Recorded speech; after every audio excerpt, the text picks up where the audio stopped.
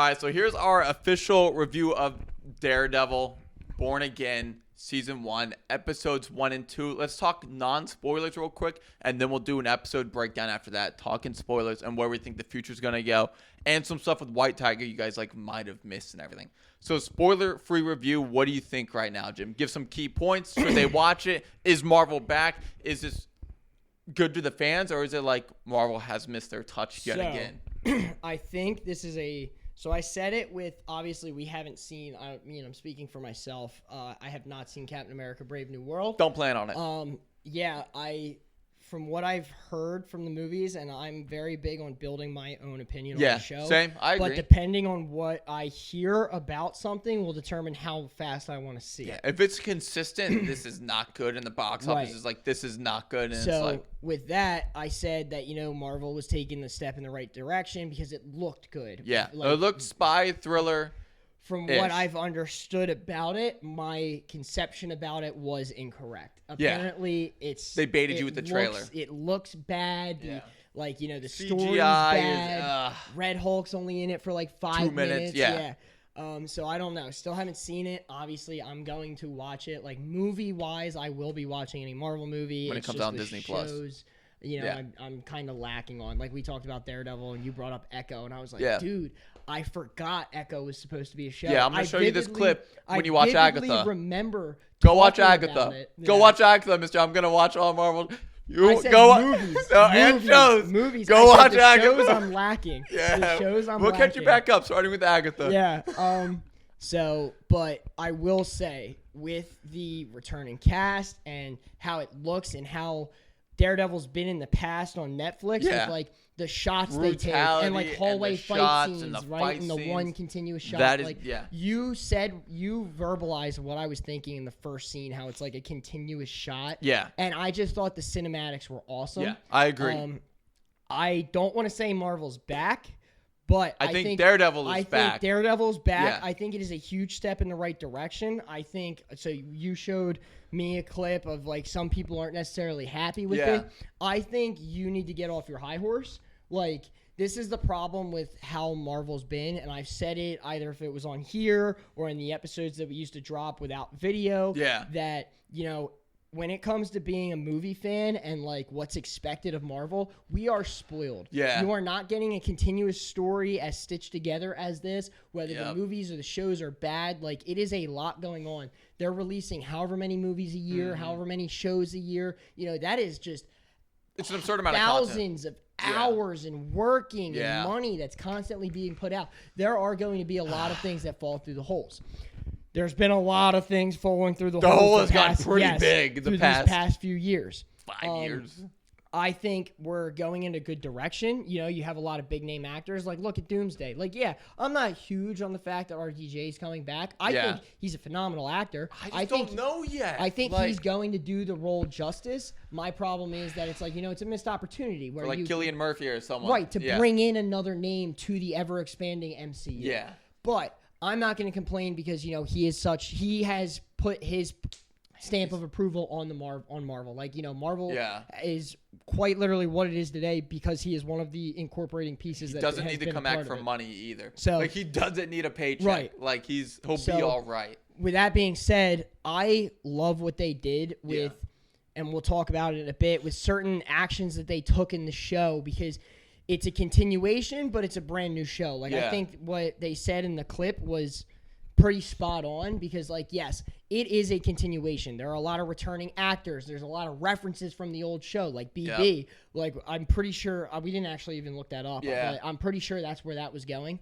But BB the reporter, right? Female, black female in one episode, she does a one-on-one with Kingpin, and then she also does throughout the show those little snippets of her collecting interviews on the streets. The investigator from the first show is her grandfather. I love what they did. I love how they're bringing back the dark side. They're showing the gruesomeness behind it. Yeah, there's blood. If you look at the gore. name, it's Daredevil Born Again, right? And how they're setting up with the story, with certain things that happen with Daredevil and Matt Murdock, especially because they do a little bit of a time skip. Yeah.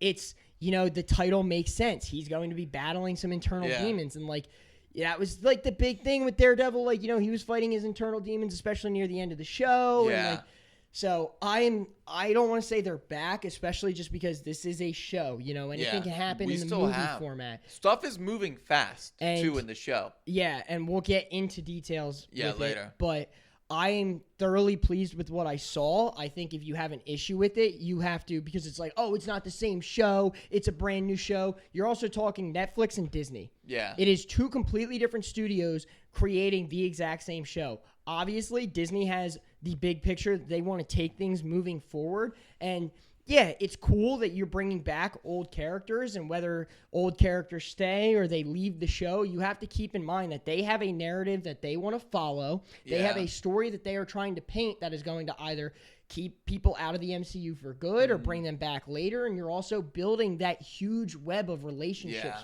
with these characters. And it's like, it's so much harder to do on screen because you only have 40 to 45 minutes in a show. You only have however many episodes. A 3-hour movie seems long, but like if you look at the just immense history behind the MCU, Daredevil's had multiple lovers in the past. Spider-Man's had multiple lovers in the past. Tony Stark, She-Hulk. Everyone, like that's the thing. And if they do these little tidbits so they can expound on those relationships, like, hey, everyone loves Spider-Man and MJ, like the actual Mary Jane. There's Gwen Stacy. There's Gwen Stacy. There's you could do Black Cat. What's the one mutant?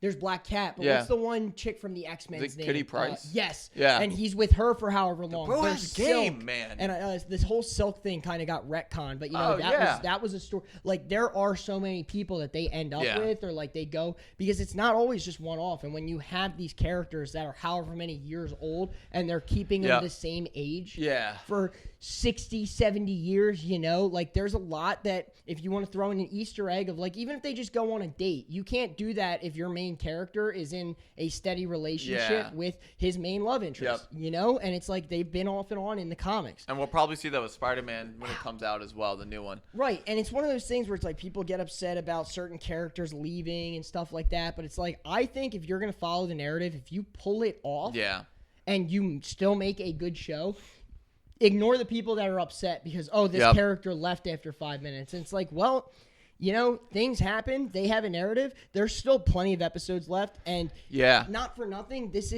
it's Daredevil Born Again. Like, they're going to be building up his MCU story so he can continue to show up in the future films. If you have to cut away from side characters that are probably going to take too much time and spotlight away from them, you have to do what you have to do. It's the sad truth behind You've got to progress building. The story. Exactly. Like, you have to. That is the ultimate goal of if you were doing a show or a movie. If you spend too much time on one topic, I mean, Mr. Beast says it great when he's talking about YouTube videos, whether he's on podcasts. And, he's like, dude, I got to move along. And he cracks jokes. He's done it on Flagrant. He's done it on Impulsive, where, like, they might be talking about something, or even if there's 5 seconds of silence, he'll crack a joke. He'll be like, you just lost 10% of your viewers right there. And it's like, because you don't necessarily have to be high-paced all the time, but you have to have movement. Yes. Yeah.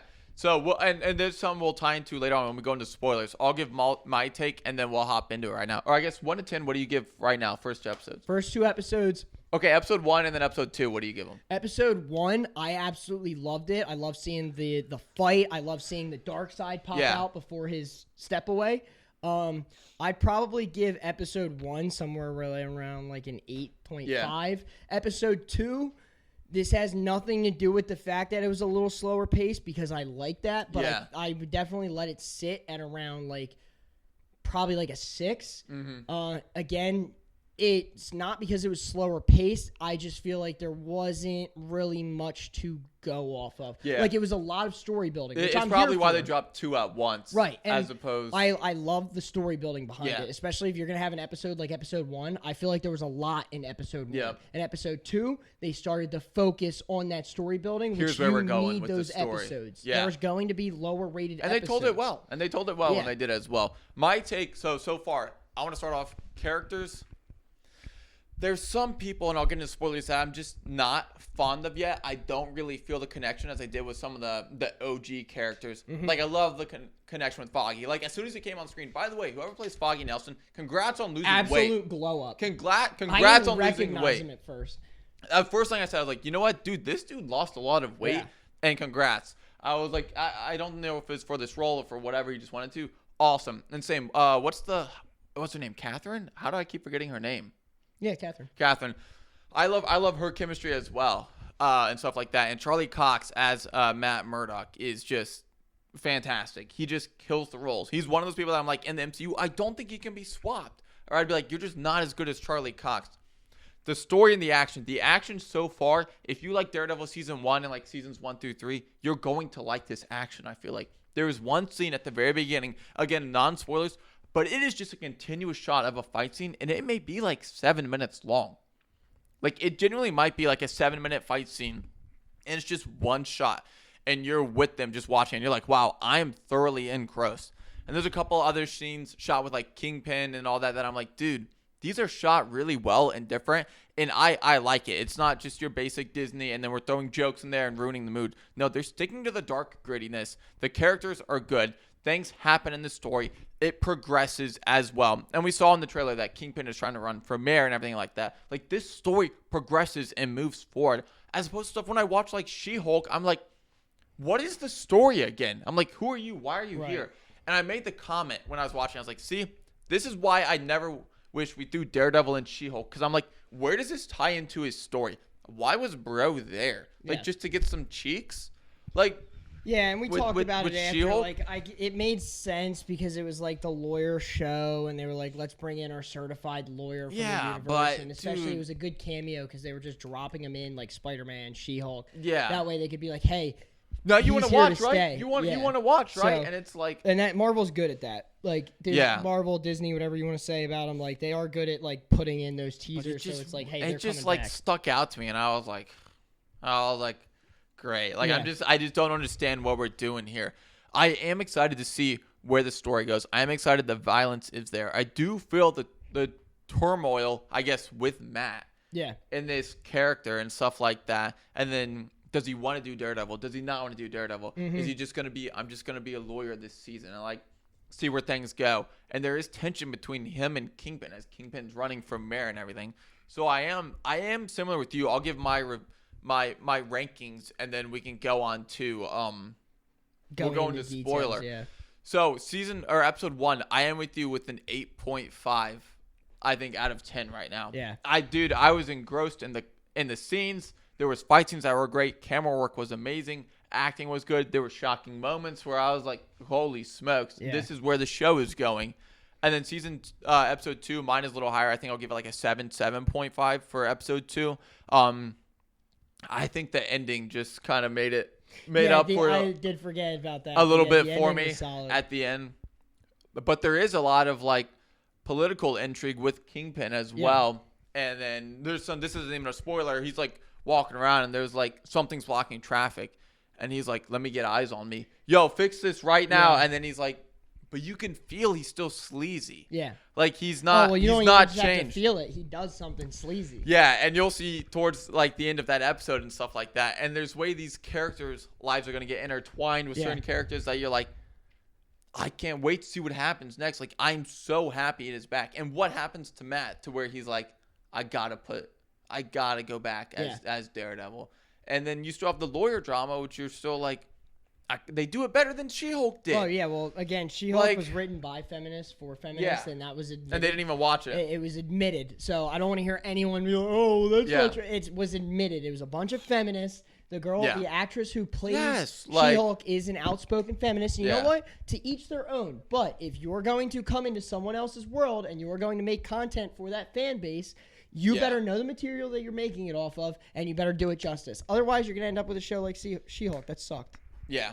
So that's my initial first take, and Jimmy's on the first 2 episodes. Now is your spoiler warning as we're going to go to episode breakdown, and starting with episode 1. Foggy! Yeah, dude. My God. Bro had the huge glow up just to get murked in the first 5 minutes. Smokes, dude. Bullseye did him dirty. I still don't even understand. I mean, maybe they'll like do something about it later, like what initiated that hit. But yeah, Bullseye. No, well, here's the hit. Because he was doing lawyer work for the guy's client. Instead of killing like the witness, he killed the lawyer. So now there's no case, and his guy can go free pretty much. Yeah, I don't know. I mean, maybe I guess that's my take on it. Because he's like, But it seemed targeted, like, because he went after him to ask where Foggy was at initially. Yeah, I think just to like pretty much get rid of him. And I don't think there's a mention between Kingpin and Daredevil where he's like, I kept my promise. Yeah, he said I didn't. And I agree with that. I don't think Kingpin was behind this. Yeah, Foggy got murked. Catherine's out of the scene. Do you think she's out of the show for good? I don't know. They've already started. I don't think we will see her in season 1 as a love interest. Maybe she'll come back, but there's some distance. She's in San Francisco now. She clearly doesn't want anything to do with Matt Murdock or Daredevil. Yeah, she's and they've already had him move on to a new chick a year and some change later. Yeah. So if you're expecting the same cast, you're not really getting it. You have some. There's some. But that's the thing, like, where there's been some backlash about them promising, instead of overhauling the cast, they brought people back, but they also ditched them. Because, again, they have a narrative that they want to push. You know, if they're going to stick to that narrative, great. Do it justice. But, yeah, I mean, the fight scene between Bullseye and Daredevil, props to whoever was love directing that. Whether that was one continuous cut or not, like, it definitely portrayed that. I love the transitioning scenes where it's going outside to check on Foggy and Catherine. Yeah. If it's Daredevil and Bullseye fighting, they close the doors to one room and you see like 3 cops just like fighting sitting on the back there. Yeah. And then the door slams in. They transition it between multiple Innocence floors. with little like pool table balls. Oh yeah, he was chucks it at he was him, just murking everyone in the bar. And Matt got littered with knives. Yeah. Like he takes damage. Yeah. There's a lot of these shows or movies in Marvel where it's like, dude, like, can you at least get hit? Right. Like, can you get a black eye? Dude has knife. They were gassed by the end of the fight, which is regardless if you're a fighter or not. Like that's pretty. That makes sense. You know, a 3-minute fight feels like 10 minutes. And like he hasn't been doing it for a while. Well, so at that point he was. Oh, okay, Because the step away was that year where he put it down. Yeah, that's right. So like, if the whole Born Again thing, which we talked about, and that's the name of the show, because Foggy ends up dying. Right? They fight. Matt Murdock takes it to the roof. Well, they take it to the roof, and he drops Bullseye off like the top of like a 4 or 5 story building. He survives, by the way. Yeah. Insane. Drops him like flat on his face. So because of that, Matt Murdock steps away from the Daredevil role. He says, I'm going to be a lawyer now. And it's one of those things where they do like a time skip shortly after. And it's to the trial of Bullseye's trial. You know, if he's a witness or whatever. They multiple licenses, no chance of bail or parole. And then that was like the big episode 1 was that fight scene took up a chunk. Yeah. They do the time skip. He's kind of bouncing back and forth. There's the trial. Him and Catherine have like a 5-minute talk. Yep. She's like, I can't with you anymore. She's like, I thought you were done with the Daredevil thing. You tried to kill the guy and like this and that. He's like, it's not you. I liked Matt. You're not Matt Murdock anymore. But with that, you know, how did episode 1 end? So pretty much it ended with Kingpin being elected. Episode 1. It ended with the election? Yeah, because episode 2, he's going around doing election stuff. I thought he still got elected in the beginning of episode 2. Oh, no, you're right. Yeah. That's right. They were on the street, and Kingpin's looking down, and he's looking up. By the way, I want to give a props as well. The way they do Matt's vision and, like, hearing and all that, I love it. That was phenomenal. I love it. Like, he's walking down the streets, and he can, like, hone in on, like, a radio, a cell phone, a bar TV, and he's, like, and I love the initial of, like, it's not just him hearing it. There is all of that background noise. There's people talking. I love Kingpin. I hate Kingpin. Cars honking, newspapers everything. Dropping. And then, but he hears that one thing and he hones in on it. And I love that. And even when he's tracking people with shoes, I hope they take some of this stuff and put it towards Spider-Man's spider sense. Oh yeah, when he was just for some of that. Yeah, he was tracking. He was following a guy in episode 2, like, and he was listening to his footsteps, and a car almost hits him. Yeah. And because he zoned out he didn't zone out. He was just locked in to the point where, you know, he wasn't paying attention to that because it has to do with the case that brings in White Tiger. Yeah. Which I love that that's in episode 2. We'll get to that after this. I love that they're incorporating these characters in like the first 5 minutes of episode 1 or however long it was. You know, they show security cam footage of White Tiger fighting. Pretty much beating. Yeah, before they even like bring him into the show at all, and he's fighting criminals in like. And his idea is like, there's other vigilantes, and like we need to do it, and like stuff's not getting done. And they mentioned that with Kingpin, they're like, nothing is getting done. Yeah. Like it's just like everyone keeps going into the office, or the police keep doing this. People are corrupt, and nothing happens. Someone has to give the people to look up to. And if you pay attention. When BB Report is on the streets, people are like, dude, I love Daredevil. Someone's got to hand it to these people. Yeah. Like, they're excited. But when we get to episode 2, it's different. Well, yeah, I don't know how often. I think this is like post time skip because there were people saying that like they miss him and like they wish he was back. They need people like that, but they do a good job of showing that like street reporter view. There's people that talk about how they like Daredevil, and then there's people that talk about how they hate Daredevil. Leave it to the police. We don't need this guy. People that talk about how they like Kingpin and how they hate Kingpin, and like they show the split views, which I think is huge because it's not just a clear set wipe. Yeah. Even when at one point, maybe he was giving a speech or like, something, but like instead of like in the crowd cheering, you could hear people booing that Kingpin got elected. Yeah. Like they do a good job of, you might not pick up on it right away, but like it is there. It is mixed. I love like that. It's not everyone is like resounding like, yeah. And you'll see it in episode 2 when we talk about that one in a minute with the police commissioner. But episode 1, is that the episode where the guy intervenes in the fight in the subway? No. Okay, that was episode 2. Episode 2. Yeah. So then continuing on episode 1, pretty much he starts his own firm, I guess, again, and he's still been working on cases and stuff like that. Well, yeah, I think it's the same firm. I just think maybe it's just not Foggy, and it's just not the other girl as well. Now, there was a girl Foggy was talking to. It seems like she joined the firm as well. Yeah. And is now working. And then one of the bar guys, because he saw Daredevil without his mask, and he's like, yeah, Matt? so that was his, he worked with him before. That's like his private investigator, essentially. Like ex-cop, he goes when Matt needs someone to get the lowdown, like, hey, reach out to your cop buddies, your connection. And at the end of the first episode, Matt's up, well, not the end, but Matt's up there, and, he, before the time skip, after he drops Bullseye, like, he takes his helmet up, he comes upstairs, and he sees, and he's just, like, in shock that it's, like, Matt. Yeah. And obviously he's torn because like he can hear Foggy's heart stop beating. Yeah, I know. And that's when he drops Bullseye. He hears Foggy's heart stops, and then he also can hear Bullseye's keep going. Yeah. And he's just like, he's just torn. Like he doesn't care. The mask is off. He's throwing it down. He's pretty much like, I'm never doing this again.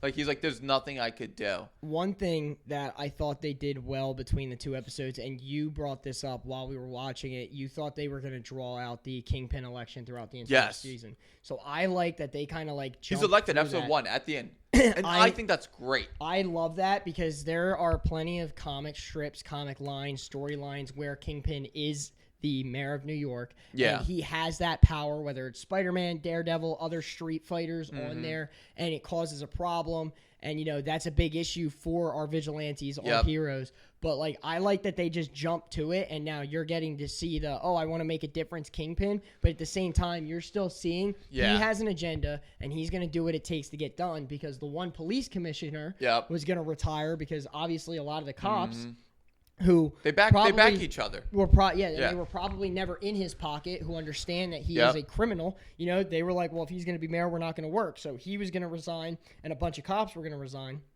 So Kingpin gets a picture of, I guess, a bastard son or a son that like is not common knowledge because he makes a comment about thinking he could keep the kid a secret because he went to Philly and like he got a cheesesteak. But when he shows him the wrapper, it's a picture of some chick and the kid. Yeah. And then the cop's like, all right, I'll stick around. Careful what you wish for. Exactly. Yeah. I think, that was episode 2. Season 1, I don't know. I think that was pretty much it. It was Matt dealing with the loss. Matt dealing with the loss of Foggy. No more. It's pretty much letting you know, like, Catherine's not going to be really in it either. He does get a new love interest coming up.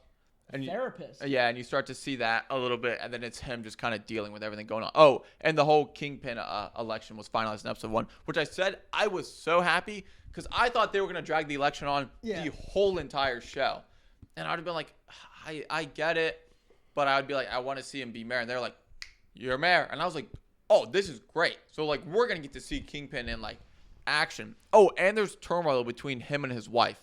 Yes. We forgot to mention. Because she was recovering, he left, he was recovering or whatever, and he left her by herself, and she took over the business with, like, the 5 heads or whatever. And his aura is so good. He still walks in the room, and everyone just leaves. They're like, she's like, I don't know how you can do that. He's and like, so, like, Vanessa. that's a big thing. She obviously, like, is skeptical about, like, coming back to him. And, like, you see it in episode 2, like, his counselor's pushing him, like, hey, you're getting backlash because obviously your wife doesn't want to go with the narrative. Yeah. And he was like, okay, but we need some time. Like, I can't rush into this. And, so the big thing is, at some point in episode 2, this chick that Matt's we can jump into episode 2 now. That was pretty much it for episode 1. Episode 2. Episode 2, the chick that Matt's dating is a therapist who their mutual friend who now works with Matt. Yeah, kind of like set them up. So they're dating. She's like doing a book thing.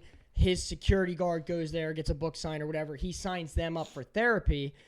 Fisk and Miss Fisk. Kingpin's security guard goes there and signs him up for therapy. And like that's like a big thing because he walks out of the room and it's her, and here comes Wilson and Vanessa. Pretty much at the very end, and you're like, and like they're doing whatever talks about like, oh well, she's skeptical, and he makes a comment about like, I'm here because I just want my wife back. Yeah. But like and so like there was a thought where it was like, oh, is he doing this to get under Matt's skin? And then when they're talking, I was like, I don't know. I don't think he even knows. I can't tell yet. I think it's just going to be like circumstantial that something's going to happen, and that's going to be the relationship. Yeah. And it's going to come back to bite someone in the butt. And I don't think it was intentional at all. Yeah. Like, I don't think he was stalking Matt to do that. I don't think so either. And this episode pretty much starts off with Matt doing some casework and stuff like that. Yeah. And then so in the beginning, it was one of the first things they show is Hector Ayala, I think is his name, and he's kind of stopping like a mugging on a train. Yeah, there were two cops beating down this dude in the subway, but he didn't know yet, and so he interrupts it. He stops them. He's like, "Dude, you guys can't be beating them." He frees the guy. The guy runs away instead of helping him, and then now the cops are both beating him, and then the one guy like charges at him. He throws him or whatever. He like trips over him, and he gets nailed by a subway train. And then the other guy's like, "We're NYPD," and he's like. Like, you wouldn't think to show your badge in the beginning. Like, dude, I thought you guys were mugging this guy. You could have been like, dude, NYPD. Like, get out of here. We're doing work. It would have been different. But this guy is clearly White Tiger as of right now. He has a military background. Like, he knows how to fight. So he's fine stepping in, and he thinks he's doing something good. Now his case is on the trial, and Matt picks up the case for it. They're pinning him as a cop killer. They're saying the guy wasn't in the train, and he just started the fight with the cops, which... Like, I think it's pretty obvious to say it's not said in the show, but obviously they were doing something like dirty, like corrupt, because they didn't show the badges at all. They don't want to be associated with cops until obviously one of them dies. And you get that vibe because of the fact that after he's in jail, now they're changing the narrative that there wasn't a fourth person, and he just started a brawl with them, and then they threw him into the train try on and purpose. Kill the guy, so it's like... It's one of those things where it's like something shady's going on. Yeah. And then we see that later on because we'll get to it like a tattoo and stuff later. But so Matt picks up the case, and everyone at the rest of the firm is like, dude, we can't do this. He's like, just trust me. He's like, I know if he's lying, right? And he's like, yeah, because Matt can pick up on heartbeats and all that stuff. He's like, I know you know, but if we don't have the proof, it doesn't matter. So they split off. They go and talk to his wife or whatever, and that's when they find out that he's White Tiger. They see his suit in the bag, and then they go and try and find the guy that ran away. Yeah. So they ended up pretty much fighting. And before that, Kingpin kind of goes off and does his own thing. He has the interview with the BB reporter. The BB reporter, this pothole in the street. Which she's the one that told him. She was like, if you don't have the police, you don't have the city. Yes. And she's like, by the way, last thing before I leave this report, the police commissioner is thinking about retiring, like tonight. Yeah. And he's like, great. So he has to think of something to do. He ends up going to the funeral with the police chief. And the police chief is like, dude, I see right through you, you scumbag. He's the first person to call him Kingpin. He's like, I know what you're doing, Kingpin. He's like, how many of our cops have you put in the grave here? Yeah. He's like, I know you're not changed. I know none of this is happening. I know you don't actually mean it. He's like, and I see right through you, and we'll see what the cops can do about it. And he does. He comes in to give his retirement, and then that's when the whole picture thing happens with the cheesesteak. Yeah, what are you talking? He's like, one question before you retire. He was like, I love this cheesesteak place. Look at the name on it. And he raises up the cheesecake wrapper, and there's a picture of, I guess, his wife and a kid. He's like, I would just hate for something to happen to this, if you know what I'm saying. Yeah.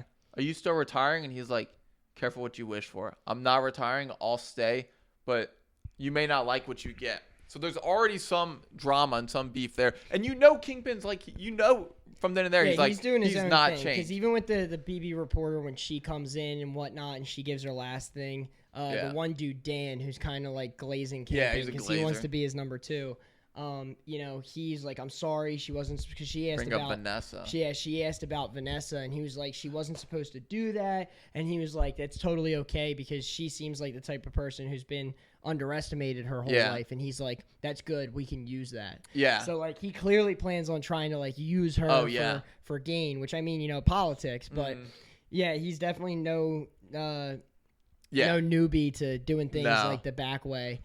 And he has a talk during this with Matt at a diner. He comes out and like Matt's just waiting for him, and he asks for a word, and they sit down. That was I don't want to say like it was weird because like obviously it wasn't like action packed, but it was a really good scene because you could see like they weren't necessarily playing chess, but with the way like Matt's they both know, and none of them want anybody else to know it. They both know, and they're like, and like Matt's telling him like, hey, just like I believe in what's the word retribution. Yeah, well, not even just that, like being able to change. Yeah, and he was like, so you tell me you changed. That's fine. Just know I'll be watching. If you step out of line, I will be there. And he's like, when I'm mayor, I'm not having any more of these people running around in costume. Yeah. So just know, if you're in that costume, we're all coming for you. And it was just like, and there was, all right, can we talk about the big announcement in the show as well? So Kingpin's like, I'm tired of all these vigilantes running around. I don't care if they're dressed as like, I don't care if you have a skull painted on your chest or you're dressed like a spider. Yeah. And that's all I wanted to hear from that whole show. The whole time. Yeah, I was like, and I'm so happy for that. Just so we know, like, he does know about Spider-Man, and that's awesome to me. Just bringing him and tying him in and stuff like that. And I was trying to think of the storyline because No Way Home ends in like December, I believe, like around Christmas. Yes. But then again, we don't really know where that takes place because nothing's correlated to it other than I think the only thing that's correlated timeline-wise that they've announced, or at least that I've seen, it's been a while, was Hawkeye. Yeah. So, and they talked about like whatever year that was. Because I was trying to think because they mentioned New Year's at one point. So I was like, when does it line up? How close is that? Yeah. Because that could work perfectly. Yeah. And I was like, dude, this could be great and stuff like that. And I just wanted to hear if one mention of Spider-Man to know that they know. And that was awesome. Like, I get it. I'm here for it. I would assume this has to take place after the fact. Yeah, I agree as well. Like, probably right after because obviously he's still saying Spider-Man. I mean, not that any of the shows have talked about, like, Peter Parker being Spider-Man because they kind of, like, wrap that all up because No Way Home happens immediately after... Could, like, that crater that he fixed be, like, from Doc Ock's arm? Like, when they, like, went into a road or something? I don't know.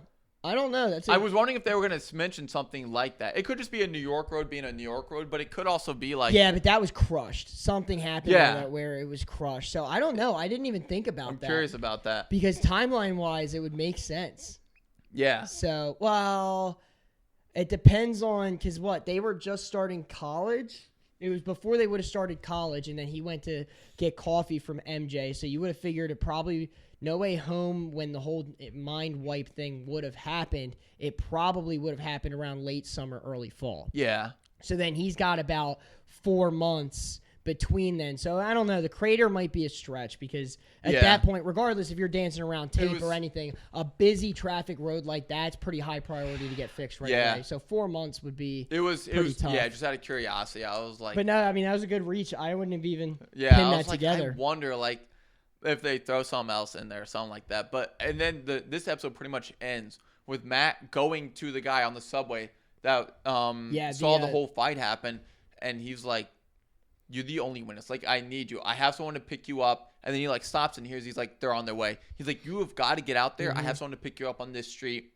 Go. Yeah. And then he's kind of just standing there when they barge on in. He lets him in. It's the one cop from the subway and another dude who I don't know if we've seen before, but some tall, bald guy. Because they were coming to kill him. So there's no witnesses. They're roughing him up. They say NYPD, whatever. So they go in there and he's telling them, like, hey, they're like, where'd he go? He's like, I'm blind. I don't know. So then they start roughing him up. Yeah. Roughing him up, and then after a certain point, they put a gun, or they're saying some stuff that's like, "Hey, we're gonna kill you," essentially. And he's like, "You don't want to do this. Please don't do this. You don't want to do this." And then he put a gun to his head, and then he just goes off and he kills them both. Oh, dude! And or at least they've got to be dead. He's probably 100% dead. And the thing you may not think about this is one, you could tell in his eyes, and I love this from Charlie Cox. It feels good. It's like a hit. Yeah. Either ripped pre-workout or took a hit, or as a recovering alcoholic and he had that first sip again. He's but then also there is now 2 more dead police cop bodies in the apartment his defensive of the guy apartment. who doesn't exist though. Yeah, according to them. But I will say it was a great correlation because in the talk between Kingpin and Matt Murdock is, because he asks him, like, did you really step away, or like, are you a changed man or whatever? Like, they're talking about, like, why'd you step away from Daredevil? And he was like, I lost my friend, and he was like, this, that, and the other thing. It meant, like, it wasn't getting done or whatever, like, his reasons for stepping away. And Fist makes a comment about, like, it's a hard thing living with the darkness or something like that, about, like, having that inside you and how good it feels, or having that power. Yeah. And then you see that at the end of the episode. And and he does like a scream, and the episode ends. Because, like, what's funny is right before they started fighting, I was like, oh, this is perfect, because if somehow he gets away from this without them doing anything to, like him giving up the fact that he can absolutely wipe the floor with them or whatever. Like, he is now another witness because he just had two cops. They beat a blind man. Like, he is he's his lawyer. He's Hector's lawyer. Yeah. So it makes sense that he would find the guy and be there. So then when they show up and brutalize him, boom, you're a witness. But now they're dead. They threaten to kill him. And, it was only one way it could end. Yeah. So, but yeah, I just want to talk about White Tiger for a little bit. We talked about it on the way home. He's brutal.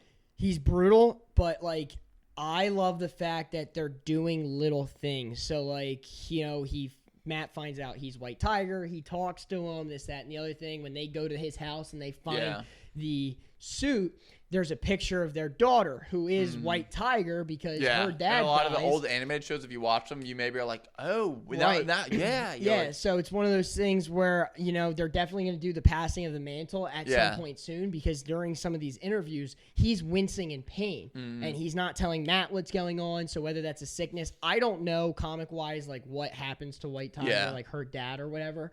But I love the fact that they're incorporating these little winces throughout the episodes, because it's going to get to a point. And they brought it up in case. Yeah. Like, with both him and Matt and the other lawyer went to the judge and they were like, my client is White Tiger. But this has no correlation with the case. Because Matt said it perfectly. Like, he lost his mind on Hector when he was like, you're out there being a vigilante, fighting stuff at night, like this, that, and the other thing. He was like, I need to know. I can't save you from everything if I don't know everything. It shouldn't matter. But yeah, he was like, the only way I can win a case is if I know all the ways I can lose. And that won him over. He was like, you're right. Good line. Such a good line. I just can't wait for it to come back that somehow he's going to find out that he's Daredevil, and it's going to be like, you had the audacity to give me that speech and you're doing the exact same thing. Dude, my thing is, I don't think so. I think he's going to save White Tiger from the case. He goes free. And then White Tiger goes and does whatever. Well, I'm saying after the case, they're going to meet up, and then he's going to be like, you had the audacity to tell me that, and you're doing the same thing. Like, it's not going to be in court. I don't think he'll find out that way. No. I think he'll find out later down the line. But because White Tiger is still one of the big bad guys of this. Because then that happens, hear me out, that happens, his daughter gets the mantle, and then it's like, take care of her. Yeah. And then someone's got to train her, whether she knows how to fight or not. Like, they haven't really done anything with her in the show. Yeah. But, if she doesn't, it's like, take care of her. I think he gets freed from this case. Matt saves him from the case. He goes out and does more vigilante stuff, and he maybe starts to turn. And then Matt's like, I just kept this guy off the streets. Yeah. And now Matt has to put back on the Daredevil costume to stop someone that he freed when he shouldn't have. And that's when I think how White Tiger comes into play and all this. And then there's got to be – and then, of course, I think a mandate comes out from Kingpin at the end. Everyone turn on the masked people. I don't – like, turn on them, report them, shoot on sight, any masked vigilantes. And now Daredevil's kind of on the run, and now Spidey is now on the run. Right. Which, I mean, fits perfectly because that's how it goes. Like, Spider-Man, Daredevil, like, they're not, like, people support them, but, like, they're not loved, like, that type deal. So, I like the way that the direction that the show's going in. I think it's a great first 2 episodes. Like I said, I don't want to say Marvel's back, but I love Daredevil is good. I love the first Daredevil. few steps that they've taken. I love the way it looks, the cinematography, the action shots, the brutality. I thank you. Like, he's throwing and them against the fridge. They don't step away from the gore without it. Like, and it's not necessarily like super gory, but like it's enough to where it's like, this is Daredevil. When there's blood, there's blood. They threw Bullseye off the roof, and he practically landed on his face. I don't know how he's still alive. There's got to be something. And then when he threw the dude, like the one cop who was in the subway, when he killed him, he bashed him up against the fridge twice, and then he threw him down. Like, you almost think his neck snapped. You pretty much hear it. He hits like above the shoulders first, and then comes down. So it's just like the brutality is there, which is perfect for Daredevil. Yeah. So I love it. I can't. I can't wait for more. I think that pretty much wraps up like this. Like, let us know your current thoughts in the comments.